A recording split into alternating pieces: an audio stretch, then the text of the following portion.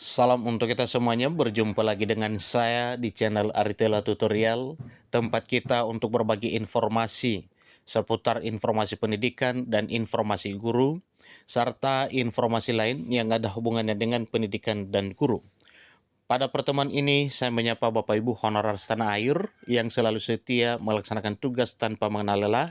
Saya yakin Bapak Ibu honorer selalu semangat dan selalu dalam keadaan sehat walafiat dalam hal melaksanakan kegiatan pelayanan publik di instansi pemerintah pusat, demikian di instansi pemerintah daerah.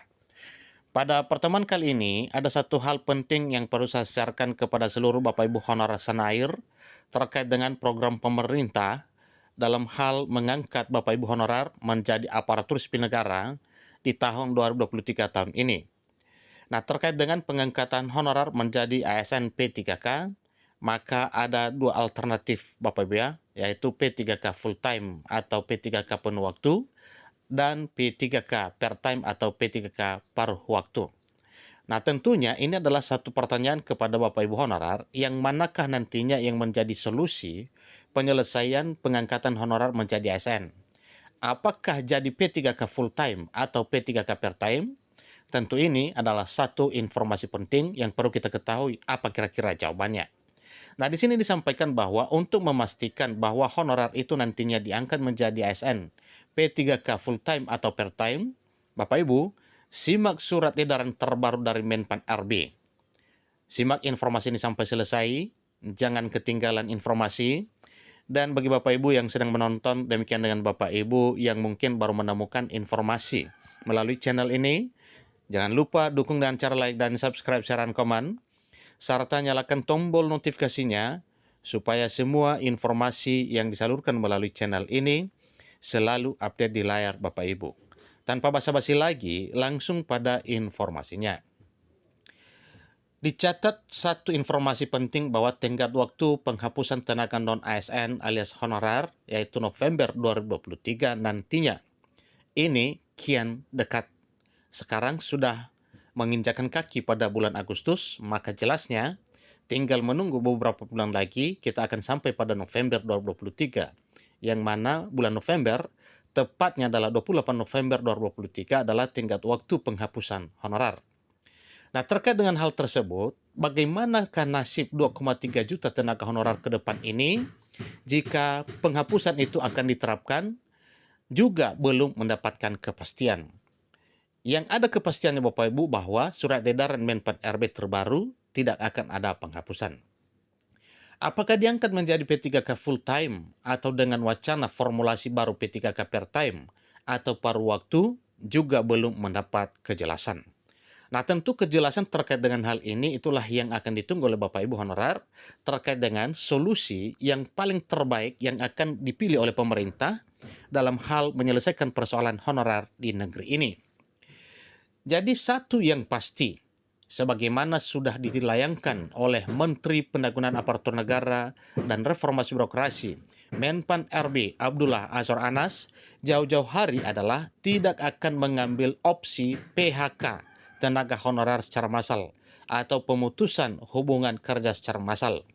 Itu tidak bakal terjadi Bapak Ibu ya. Ini sudah jaminan dari Menpan RB sebagaimana surat edaran terbaru per 25 Juli beberapa hari yang lalu.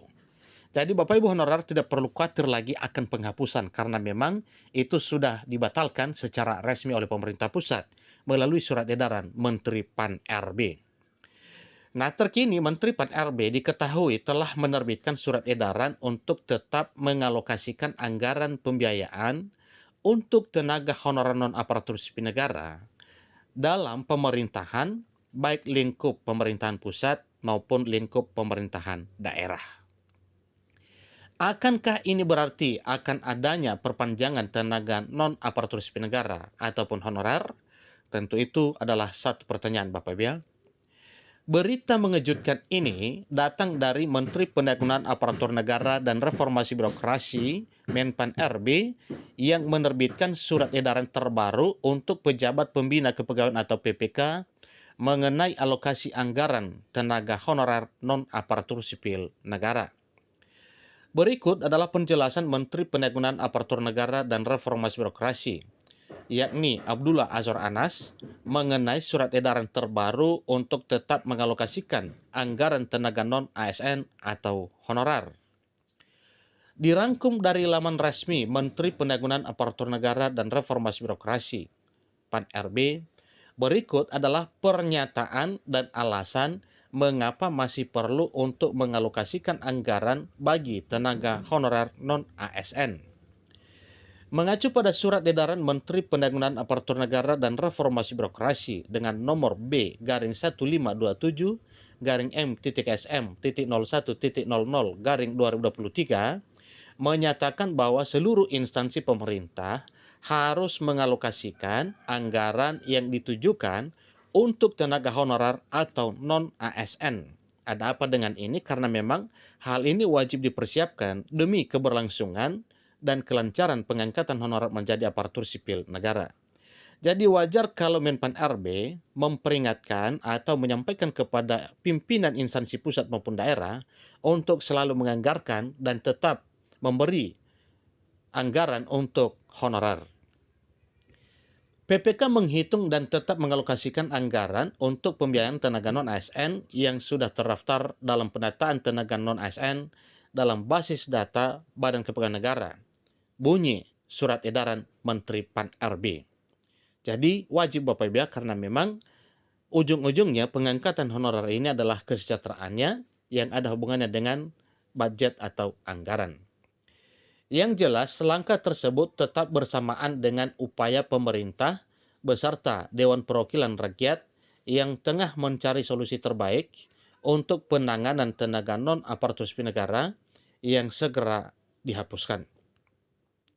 Menurut penggalan data Badan Kepegawaian Negara, terdapat 2,3 juta jumlah tenaga honorer non-ASN yang tentu tenaga honorer ini juga sangat membantu proses pelayanan publik. Dan ini memang diakui Bapak Ibu ya, bahwa memang Bapak Ibu honorer selama ini benar-benar berkontribusi melaksanakan kegiatan pelayanan publik di instansi pemerintah pusat dan daerah.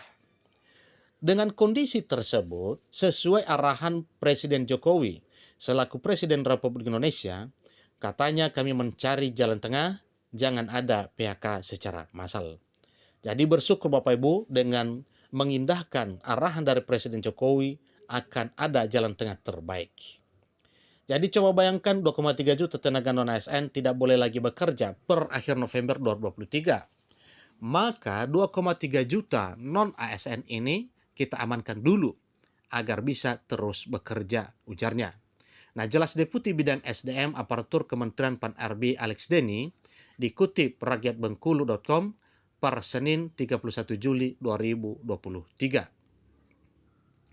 Adanya konsentrasi besar pemerintah terhadap nasib tenaga non-ASN atau honorer ini tentu membuat pemerintah mengerucutkan solusi menjadi beberapa macam opsi.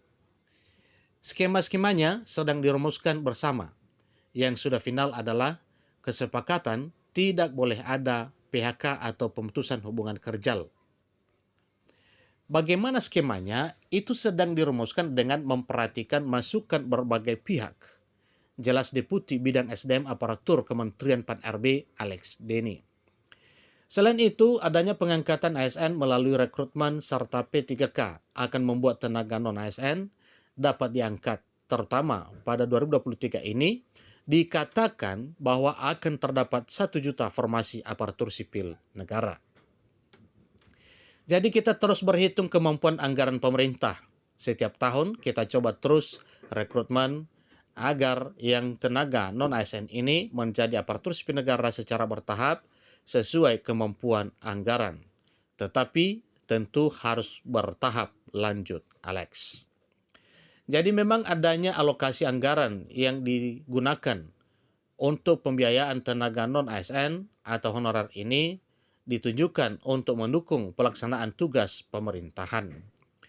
Diketahui juga Undang-Undang Nomor 5 Tahun 2014 tentang ASN yang diperkuat dengan Pasal 99 Peraturan Pemerintah Nomor 48 Tahun 2018 sejak lama telah membuat para honorer resah.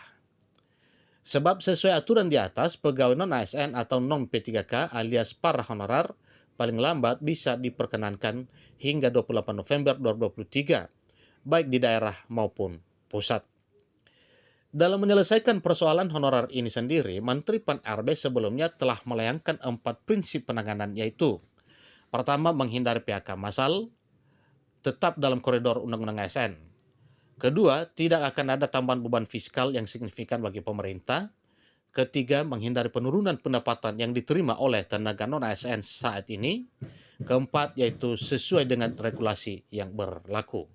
Demikian informasinya, semoga pengangkatan honor menjadi ASN dapat terwujudkan sebelum November 2023 sebagaimana informasi sebelumnya telah disampaikan. Demikian, sampai ketemu pada informasi berikutnya. Terima kasih.